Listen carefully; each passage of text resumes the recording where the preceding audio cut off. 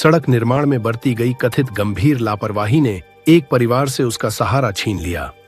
वाघोड़िया तालुका के अंटोली गांव निवासी 40 वर्षीय संजय भाई प्रभात भाई वसावा अपने बेटे का एडमिशन कराने घोड़ी गांव जा रहे थे।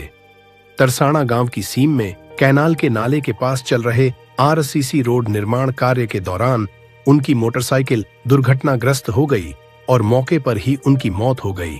परिजनों का आरोप है कि निर्माण स्थल पर न कोई बैरिकेड लगाया गया था, न कोई चेतावनी बोर्ड और न ही कोई सुरक्षा व्यवस्था की गई थी। डभोई पुलिस ने शिकायत दर्ज कर जांच शुरू कर दी है। अगर सड़क निर्माण के दौरान सुरक्षा इंतजाम नहीं किए गए थे तो इस मौत का जिम्मेदार कौन है? अपनी राय कमेंट में जरूर बताइए और इस खबर को ज्यादा से ज्यादा शेयर कीजिए।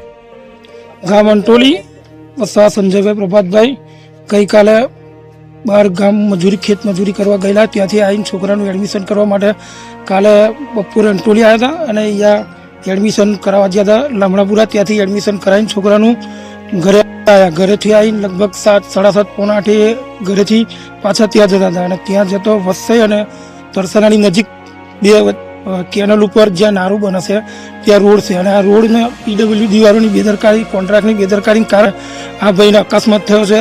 ત્યાં કોઈ ડેલિગેટ કે કોઈ બોર્ડ કોઈ કશું જ મારેલું નહોતું અને અમારી એક જ માગણી છે કે આ લોકોને નાના નાના છોકરા છે સંજયભાઈના તેમને પૂરેપૂરું વળતર મળે એવી અમારી માંગણી છે।